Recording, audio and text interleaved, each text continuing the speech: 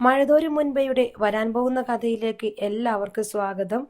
ഷെറിനെ മറ്റൊരു വിവാഹം കഴിപ്പിക്കണമെന്ന് ഗ്രേസമ്മയും മാമച്ചാനും തീരുമാനിക്കുകയാണ്.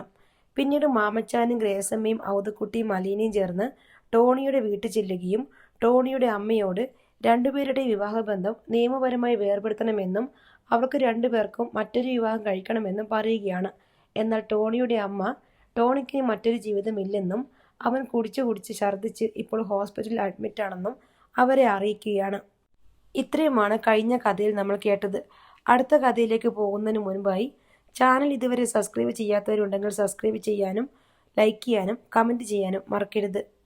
നഴ്സുമാരുടെ ഡ്യൂട്ടി റൂമിൽ ചോദിച്ചിട്ടാണ് മാമച്ചന് ടോണിയുടെ റൂം നമ്പർ കിട്ടിയത്. ഐസിയുവിൽ നിന്ന് ടോണിയെ റൂമിലേക്ക് മാറ്റിയിട്ടുണ്ടെന്നും നഴ്സാണ് പറഞ്ഞത്.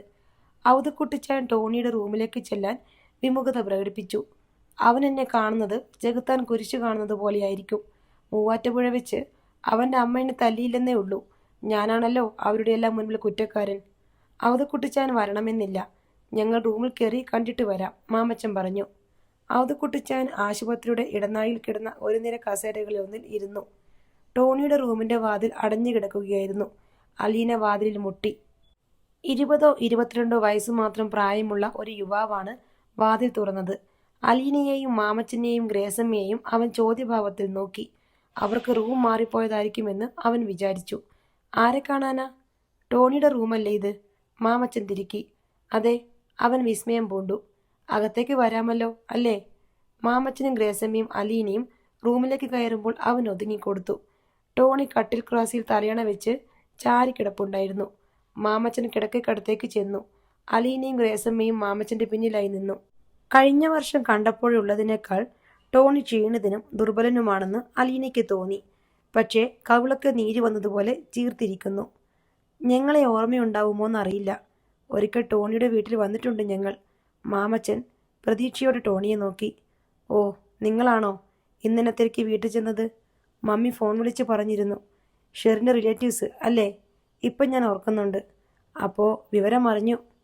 ഇതാണ് മൊബൈൽ ഫോണിൻ്റെ ഒരു ഗുണവും ദോഷവും. ടോണിക്ക് പ്രത്യേകിച്ച് ഭാവഭേദമൊന്നുമില്ല. ടോണിയുടെ അമ്മയിൽ കണ്ടതുപോലെ പ്രത്യേകിച്ചൊരു വിരോധമോ വെറുപ്പോ അമർഷമോ ഒന്നും ടോണിയുടെ മുഖത്ത് കാണാനില്ല.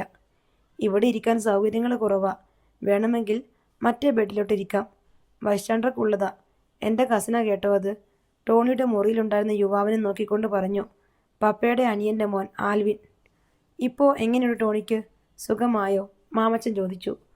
3-4 ദിവസത്തിനകം പൊയ്ക്കോളാൻ ഡോക്ടർ പറഞ്ഞിട്ടുണ്ട്. എനിക്ക് ഇന്ന് വേണമെങ്കിലും പോകാവുന്നതേ ഉള്ളൂ. പക്ഷേ ഹോസ്പിറ്റലുകാർക്ക് എന്തെങ്കിലും കിട്ടണ്ടേ? 5-6 ദിവസം കിടത്തിയാലല്ലേ ഈ കെട്ടിടം വെച്ചതിൻ്റെയൊക്കെ പൈസ മുതലാക്കാൻ പറ്റൂ.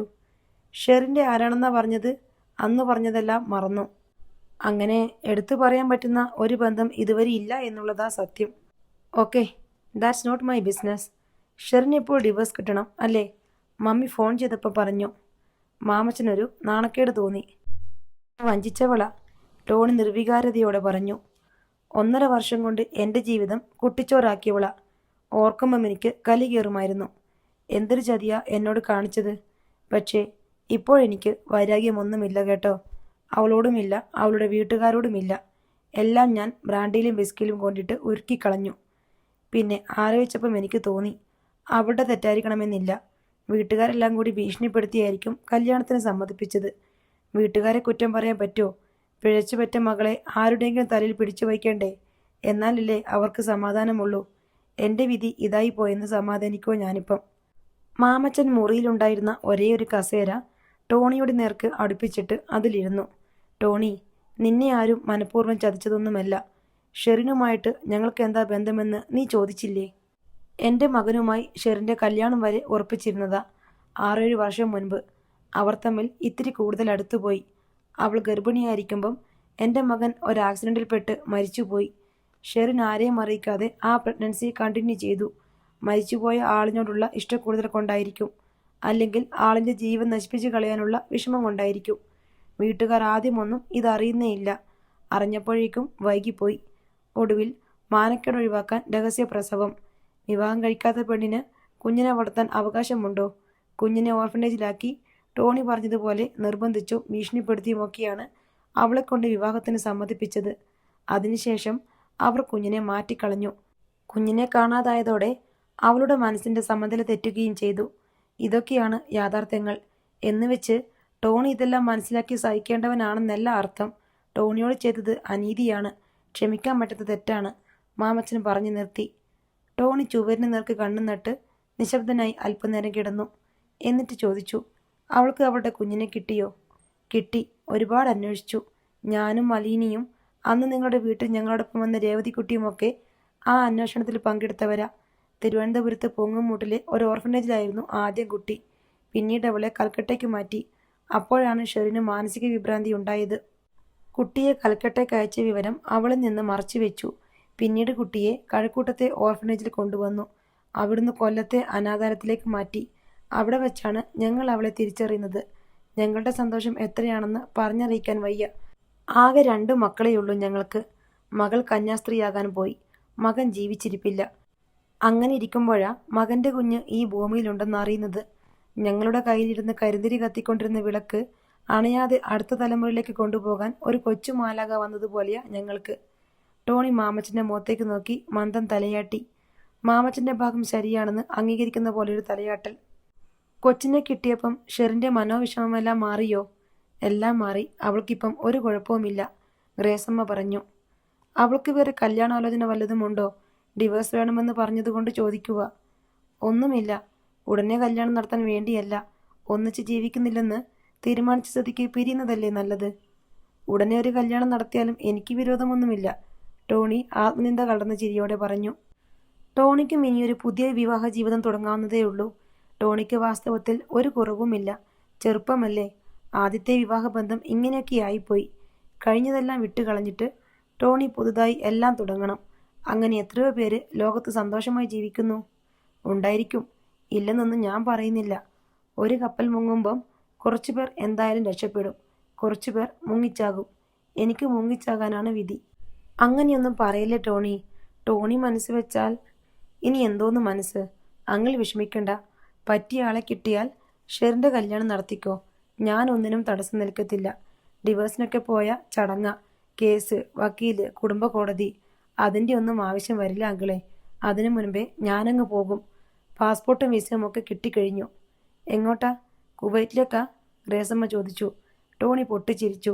അങ്ങോട്ടൊന്നുമല്ല ആൻറ്റി, പരലോകത്തേക്ക്. ഡോക്ടറും ക്ലീൻ സർട്ടിഫിക്കറ്റ് തന്നു കഴിഞ്ഞു. ഇനി മദ്യം തൊട്ടു നോക്കിയിട്ടുണ്ടെങ്കിൽ ഹോസ്പിറ്റലിലേക്ക് കൊണ്ടുവരേണ്ട ആവശ്യമില്ലെന്ന്. എനിക്ക് സന്തോഷമായി. കഴിഞ്ഞ തവണയും ഏതാണ്ട് ഇതുപോലൊക്കെയാ പറഞ്ഞത്, പക്ഷേ അത്രയ്ക്കങ്ങ് ഏറ്റില്ല.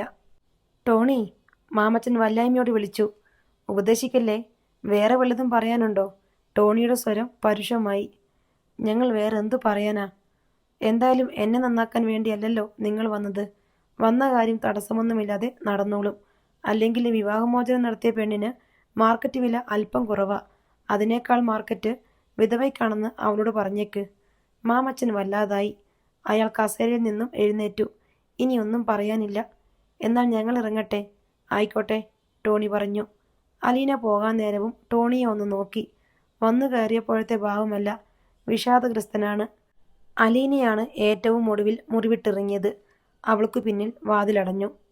ഷെറിന്റെ മടിയിൽ ഇരുന്നു കൊണ്ട് ചിന്നുമോൾ എല്ലാവരെയും മാറി മാറി നോക്കി. ആരുടെ കാര്യമാണ് ഇവരെല്ലാം കൂടി ഇത്ര ഗൗരവമായി ചർച്ച ചെയ്യുന്നതെന്ന് അവൾക്ക് മനസ്സിലായില്ല. ടോണി എന്ന പേര് അവൾ ഇടയ്ക്കിടെ കേൾക്കുകയുണ്ടായി. ചിന്നുമോൾ മമ്മിയുടെ മുഖത്തേക്ക് നോക്കി. മമ്മി വല്ലാതെ സങ്കടപ്പെട്ടിരിക്കുകയാണെന്ന് അവൾക്ക് തോന്നി. ചിന്നുമോൾ തൊട്ടടുത്തിരുന്ന അലീനയെ തോണ്ടി. രഹസ്യഭാവം സൂചിപ്പിക്കുന്ന ആംഗ്യ വിക്ഷേപത്തോടെ സ്വരമടക്കി ചോദിച്ചു, ആരാ ലീനാൻറ്റി? ടോണി?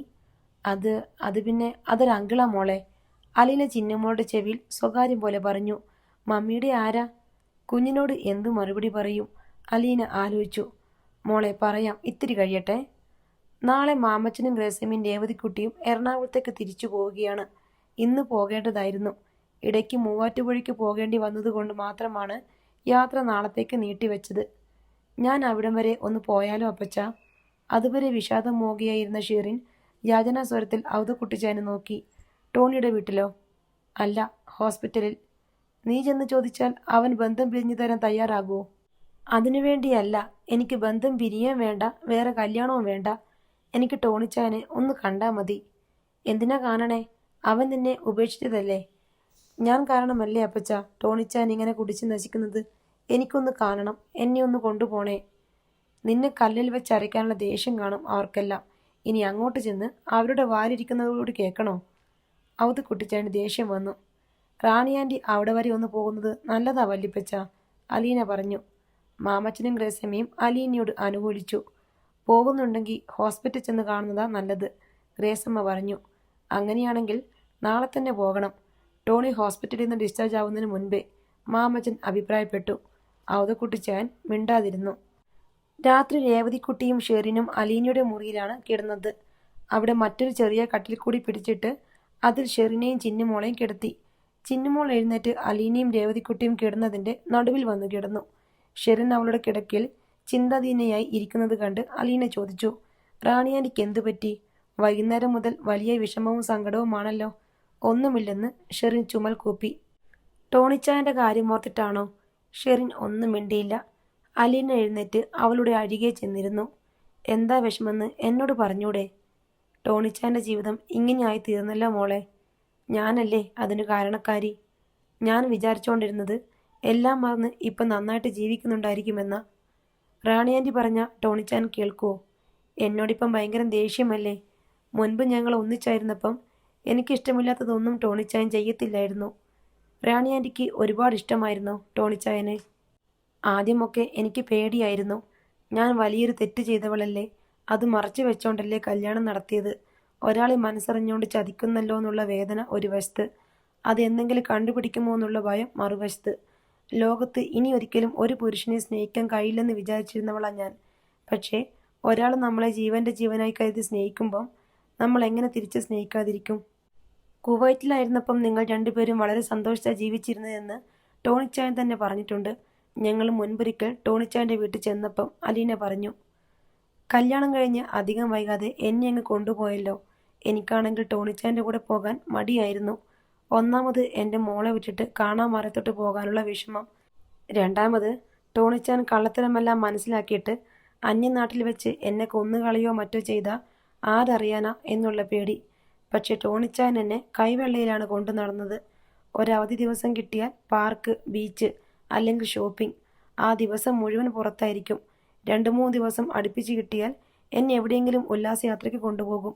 എന്നോട് പറയുമായിരുന്നു, നീ എവിടെയാണെന്ന് കണ്ടുപിടിക്കാൻ വേണ്ടി ഞാൻ എത്ര വീടുകളിൽ കയറി ഇറങ്ങി നടന്നു എന്ന്. എന്നെ കാണുന്നതിന് മുൻപ് കുറേ പെണ്ണുകാണൽ നടത്തിയിട്ടുണ്ടത്രേ. ഓരോ പെണ്ണിനെ കാണുമ്പോഴും മനസ്സ് പറയും, ഇതല്ല, ഇവളല്ല. അങ്ങനെ അലഞ്ഞലഞ്ഞ് പുനലൂരെ ഒരു തറവാട്ടിൽ വന്ന് കയറിയപ്പം ദാ നിൽക്കുന്നു പൗർണമി ഉദിച്ച പോലെ. പിന്നെ ഒരു സംശയവുമില്ലായിരുന്നു, ഇത് തന്നെ എൻ്റെ പെണ്ണ്. ടോണിച്ചാൻ ഇങ്ങനൊക്കെ പറയുന്ന കേൾക്കുമ്പം എനിക്ക് സങ്കടം വരും. ഈ ആളിനെയാണല്ലോ ഞാൻ ചതിച്ചത്. ഒറ്റയ്ക്കിരിക്കുമ്പം ഞാൻ എന്തോരം കരഞ്ഞിട്ടുണ്ടെന്നറിയോ? ആ സങ്കടം ഒരു വശത്ത്. ടോണിച്ചാൻ എനിക്കൊരു കുറവും വരുത്തിയിട്ടില്ല.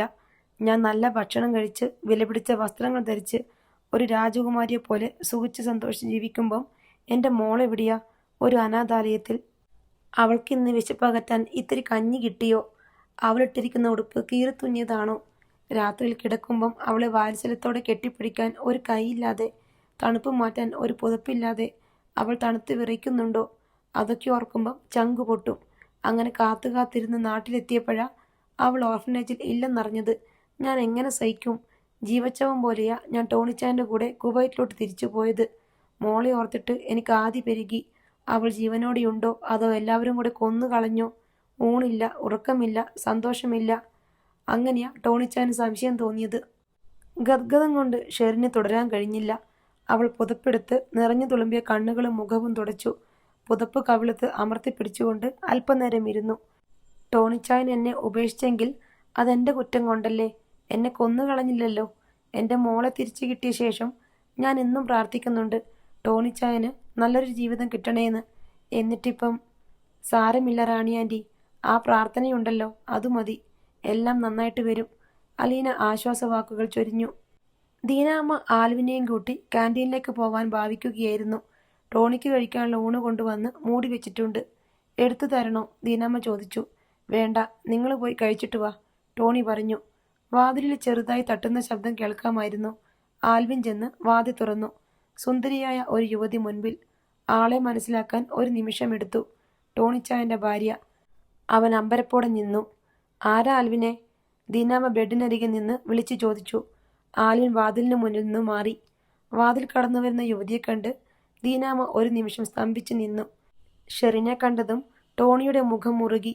കണ്ണുകളിൽ അവിശ്വസനീയതയുടെ കൂമ്പ് പൊട്ടി. നീ എന്തിനു വന്നതാടി ഇങ്ങോട്ട്? ആദ്യത്തെ അമ്പരപ്പ് മാറിയപ്പോൾ ദീനാമ്മ രോഷാകുലിയായി ചോദിച്ചു. ഷെറിൻ വല്ലാതായി. ആരെ കാണാനാടി ഇങ്ങോട്ട് എഴുന്നള്ളിയത്? ടോണിച്ചായനെ. ഷെറിൻ വിക്കി. ടോണിച്ചായൻ അവന്റെ ജീവിതം നശിപ്പിച്ചില്ലേടി നീ, വഞ്ചകി. എന്നിട്ടിപ്പോൾ കാണാത്ത കുറവേയുള്ളൂ. ദാ കിടക്കണ്, കാണ്, കണ്ട് സന്തോഷിക്ക്. മമ്മി, ടോണി വിളിച്ചു. മമ്മി പോയി ചോറിനിട്ട് വാ, ചെല്ല്. അല്ല, ഇവളെന്തിനാ ഇപ്പോഴിങ്ങോട്ട് വന്നതെന്ന് അറിയണ്ടേ? അത് ഞാൻ ചോദിച്ചോളാം, മമ്മി പോ. കടുത്ത അവജ്ഞയോടെ ഷെറിനെ അടിമുടി നോക്കിയിട്ട് ദീനാമ്മ മുറിവിട്ടിറങ്ങി. കൂട്ടത്തിൽ ആൽവിനും. ടോണി ഇടത് കൈമുട്ടൂന്നി കിടക്കയിൽ എഴുന്നേറ്റിരുന്നു. ഷെറിനെ ആപാത ചൂടൻ നോക്കി. താൻ മോഹിച്ച് കല്യാണം കഴിച്ച പെണ്ണ്, സ്വർണ്ണഹാരം പോലെ ജീവിതത്തിൽ അണിഞ്ഞു നടന്ന പെണ്ണ്, സ്നേഹിച്ച് വിശ്വസിച്ച പെണ്ണ്, ഇപ്പോൾ തൻ്റെ ജീവിതം ഏത് പാതാളത്തിൻ്റെ അടുത്തിട്ടിലാണോ തകർന്നടിഞ്ഞു കിടക്കുന്നത്, അതിന് കാരണക്കാരിയായവൾ. ഷെറിനും അവനെ തന്നെ നോക്കുകയായിരുന്നു. അവന് വളരെ മാറ്റമുണ്ടെന്ന് അവൾ കണ്ടു. ക്ഷീണിച്ചിരിക്കുന്നു. വെളുത്ത് സുന്ദരനായിരുന്ന അവൻ്റെ മുഖത്ത് രക്തമയമില്ലാത്ത പോലൊരു കാളിമ, ചീർത്ത കൺതടങ്ങൾ, കലങ്ങിപ്പോയ കണ്ണുകൾ, ഓജസ്സും കരുത്തും ചോരയുമെല്ലാം വാർന്നു പോയതുപോലെ ഒരു രൂപം. എന്തിനാ വന്നത്? ടോണി അപരിചിതയോടെന്ന പോലെ ചോദിച്ചു. ടോണിച്ചാനെ ഒന്ന് കാണാൻ. ഷെറിൻ്റെ കണ്ടമിടറി. എന്നെ എന്തിനാ കാണുന്നേ? ഞാൻ നിന്റെ ആരാ? ആരുമല്ലല്ലോ. ഞാൻ നിന്നെ ഉപേക്ഷിച്ചതല്ലേ? ഷെറിന് കരച്ചിൽ വന്നു. നിനക്ക് ഡിവോഴ്സ് വേണം അല്ലേ? അതിന് കള്ളക്കരച്ചിലൊന്നും കരയണ്ട. ഇന്നലെ നിന്റെ സ്വന്തക്കാർ ഇവിടെ വന്നിരുന്നല്ലോ. അവരോട് ഞാൻ പറഞ്ഞിരുന്നു എന്നെക്കൊണ്ട് ഒരു തടസ്സവും ഉണ്ടാവില്ലാന്ന്. ടോണി പറഞ്ഞതാ, ആരെയും പറ്റിക്കത്തില്ല. ചതിയും വഞ്ചനയും നടത്തിയിട്ടില്ല ഇന്നേ വരെ. നീ ആരെ വേണമെങ്കിലും കല്യാണം ആലോചിച്ചോ. ഭർത്താവ് മരിച്ചു പോയെന്ന് പറഞ്ഞാൽ മതി. ധൈര്യമായിട്ട് പറഞ്ഞോ, അത് കൃത്യമായിരിക്കും. എനിക്ക് ഡിവേഴ്സ് ഒന്നും വേണ്ട ടോണിച്ചായ. ഞാൻ അതിനല്ല വന്നത്, ഒന്ന് കാണാൻ വേണ്ടിയാ. ഷെറിൻ കണ്ണീരോടെ പറഞ്ഞു. കണ്ടല്ലോ, ഇത്രയേ ഉള്ളൂ ടോണി. ടോണിച്ചായ, വേണ്ട, ഇനി നിൽക്കണ്ട, പൊയ്ക്കോ. ടോണി മുഖം തിരിച്ചു കളഞ്ഞു. ഷെറിൻ പൊട്ടിക്കരഞ്ഞുകൊണ്ട് അവൻ്റെ കാലുകളിലേക്ക് മുട്ടുകുത്തി വീണു. എന്നോട് പൊറുക്കണേ ടോണിച്ചായ, എനിക്കൊന്നും വേണ്ട. ടോണിച്ചായൻ ജീവനോടെ ഉണ്ടെന്ന് കേട്ടാൽ മതി. ഇനിയും കുടിക്കല്ലേ ടോണിച്ചായ. അവൻ്റെ കാൽമുട്ടുകളിലേക്ക് കണ്ണുനീർ വാർന്നു വീണുകൊണ്ടിരുന്നു. അവളുടെ മുഖം തള്ളി നീക്കണമെന്നും കാൽമുട്ടുകൾ കിടക്കയിലേക്ക് എടുത്തു വയ്ക്കണമെന്നും വിചാരിച്ചുവെങ്കിലും ടോണിക്കതിന് മനസ്സ് വന്നില്ല. അവന് വല്ലായ്മ തോന്നി.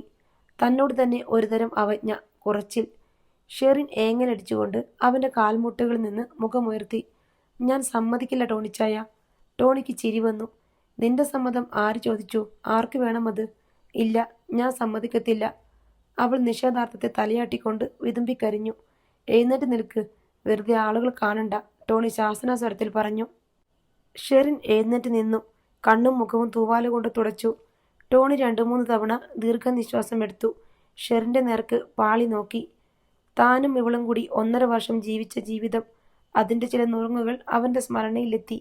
കുവൈത്തിലെ അപ്പാർട്ട്മെൻറ്റ്, തെരുവുകൾ, ഷോപ്പിംഗ് മാളുകൾ, ബീച്ചുകൾ, ഇന്ത്യനും ചൈനീസും റെസ്റ്റോറൻറ്റുകൾ, എല്ലായിടത്തും തൻ്റെ കൈപിടിച്ച് കൂടെ നടക്കുന്ന പെണ്ണ്, അവളുടെ മണം, അവളുടെ ചിരിയിലെ അഴക്, തന്നെ കൂടുതൽ സ്നേഹിക്കാനും സന്തോഷിപ്പിക്കാനുമുള്ള അവളുടെ വെമ്പലും വ്യഗ്രതയും. പുലർച്ചയ്ക്ക് കിടക്ക വിട്ട് എഴുന്നേൽക്കുമ്പോൾ തൻ്റെ മുഖത്തോ കഴുത്തിലോ നെഞ്ചിലോ വിട്ടുപോകാതെ പറ്റിപ്പിടിച്ചിരിക്കുന്ന നീണ്ട ഒരു മുടിയിഴ, അവൾ വച്ച് വിളമ്പിത്തരുന്ന രുചിയുള്ള ഭക്ഷണം, അതിൻ്റെയെല്ലാം അടിയിൽ അവൻ ഭീകരമായ ഒരു കാഴ്ചയും കണ്ടു. മുടിയഴിച്ചിട്ട് കൈനീട്ടി ചൂണ്ടുവിരൽ കണ്ണിക്കുത്തി കലിപൂണ്ട് അവൾ ചീറുന്നു. എവിടെ എൻ്റെ കുഞ്ഞ്? കൊന്നില്ലേ? ടോണി പതിയെ മുഖം തിരിച്ച് ഷെറിനെ നോക്കി. നിനക്ക് നിന്റെ കുഞ്ഞിനെ തിരിച്ചു കിട്ടിയെന്നറിഞ്ഞു? ഷെറിൻ മുഖം താഴ്ത്തി. എവിടെ അവൾ? കൊണ്ടുവന്നിട്ടുണ്ടോ? ഷെറിൻ ശിരസനക്കി. എന്നിട്ടെവിടെ? ഞാനൊന്ന് കാണട്ടെ. വേണ്ട, ടോണിച്ചാന് വിഷമമാകും. എനിക്കിനി എന്ത് വിഷമം? ഇപ്പം കണ്ടില്ലെങ്കിൽ പിന്നെ എനിക്ക് ഒരിക്കലും കാണാൻ പറ്റിയില്ലെങ്കിലോ? ഷെറിൻ സംശയിച്ച് നിന്നു. എനിക്കൊരു വിഷമവും തോന്നില്ല. വിഷമം തോന്നാൻ നീ ഇപ്പം എൻ്റെ ആരുമല്ലല്ലോ. മനുഷ്യരോടുള്ള വെറുപ്പും വിദ്വേഷവും ഒക്കെ ഞാൻ ഉപേക്ഷിച്ചു. ദൈവത്തോട് മാത്രമേ അല്പം വൈരാഗ്യമുള്ളൂ. വിളിച്ചോണ്ട് വാ. ഷെറിൻ മെല്ലെ മുറിവിട്ടിറങ്ങി. ടോണി വാതിക്കലേക്ക് തന്നെ നോക്കിക്കൊണ്ട് ചാരിക്കിടന്നു. അല്പം കഴിഞ്ഞപ്പോൾ ഒരു കുട്ടിയുടെ കൊഞ്ചൽ കടന്ന ശബ്ദം വാതിലിനപ്പുറത്ത് കേട്ടു. ഫ്രോക്കണിഞ്ഞ ഒരു ബാലിക വാതിൽ കടന്നു വരുന്നു. തൊട്ടു പിന്നിൽ ഷെറിൻ. കുട്ടി തന്നെ കണ്ടു കഴിഞ്ഞു. അവൾ തിരിഞ്ഞ് ഷെറിനോട് പതുക്കെ ചോദിക്കുന്നു, അതാണോ മമ്മി ടോണി അങ്കിള്? ഷെറിൻ തലയാട്ടുന്നു. അവർ കിടക്കയ്ക്കടുത്തെത്തി. കുട്ടി ടോണിയെ നോക്കി ചിരിച്ചു. ടോണി അങ്കിളാണോ ഇത്? വായിൽ കിടക്കുന്ന മിഠായി ഒരണയിലേക്ക് കൊള്ളിച്ച് അവൾ മടിച്ചു മടിച്ചു പറഞ്ഞു. Good morning uncle. Good morning കഴിഞ്ഞു പോയല്ലോ. ഇത് ഗുഡ് ആഫ്റ്റർനൂൺ അല്ലേ? ടോണി ഗൗരവം വിടാതെ പറഞ്ഞു. അയ്യോ. അവൾ താടിക്ക് കൈ കൊടുത്തു. എന്നിട്ട് ഷെറിനെ നോക്കി. നേരാണോ മമ്മി? ഉച്ച കഴിഞ്ഞോ? പക്ഷേ നമ്മൾ ചോറുണ്ടില്ലല്ലോ. ടോണിയുടെ മുഖത്തായിരുന്നു ഷെറിൻ്റെ നോട്ടം. ശരി, ഗുഡ് മോർണിംഗ്, ടോണി പറഞ്ഞു. മോളുടെ പേരെന്താ? ചിന്നുമോൾ. ചിന്നുമോൾ, എനിക്കെന്താ ഒന്നും കൊണ്ടുവരാഞ്ഞേ? ആശുപത്രിയിൽ കിടക്കുന്നവരെ കാണാൻ പോകുമ്പം എന്തെങ്കിലും കൊണ്ടുവരണ്ടേ? അപ്പോഴും അവൾ താടിക്ക് കൈവച്ച് ഷെറിനെ നോക്കി. പെട്ടെന്ന് ഒരു ഐഡിയ കിട്ടിയ പോലെ ഇടതുകൈയിൽ ചുരുട്ടിപ്പിടിച്ചിരുന്ന മിഠായി ടോണിയുടെ നേർക്ക് നീട്ടി. ഞാൻ വെറുതെ ചോദിച്ചതാ, ചിന്നുമോളെ കളിപ്പിക്കാൻ. ഇന്ന് അങ്കിളെ, വാങ്ങിച്ചോ. കുട്ടി അങ്കിളെ എന്ന് വിളിക്കുമ്പോഴെല്ലാം ടോണിയുടെ ഹൃദയത്തിൽ പേരറിയാത്തൊരു വേദന കിടന്ന് പിടഞ്ഞു. ടോണി അവളുടെ കയ്യിൽ നിന്ന് മിഠായി വാങ്ങി. താങ്ക് യു, അവൻ പറഞ്ഞു. എന്നിട്ട് ഷെറിനെ നോക്കി. നിന്റെ മോളൊരു സുന്ദരിക്കുട്ടിയാണല്ലോ. നിനക്കിപ്പോൾ സന്തോഷമായല്ലോ അല്ലേ? ടോണിച്ചായ, അവൾ സങ്കടത്തോടെ വിളിച്ചു. എന്നെ നോക്കണ്ട. എൻ്റെ ജീവിതം തീർന്നു. വാശിയും വൈരാഗ്യവും ഒക്കെ ഉണ്ടായിരുന്നു. വേറെ കല്യാണം കഴിക്കണമെന്നും നഷ്ടപ്പെട്ടതിനേക്കാൾ വലുത് നേടണമെന്നുമൊക്കെ. പക്ഷേ പറ്റിയില്ല. നീന്തലറിയാത്തവർ വെള്ളത്തിൽ വീണാൽ എന്തു ചെയ്യും? മുങ്ങിപ്പോകും. സാരമില്ല, പൊയ്ക്കോ. എന്നെ വന്ന് കാണാൻ തോന്നിയല്ലോ. താങ്ക്സ്. ഷെറി നിശബ്ദമായ കരച്ചിലോടെ അവിടെ തന്നെ നിന്നു. ഇത്രയുമാണ് ഇന്നത്തെ കഥ. ബാക്കി കഥയുമായി വീണ്ടും വരാം. ബൈ.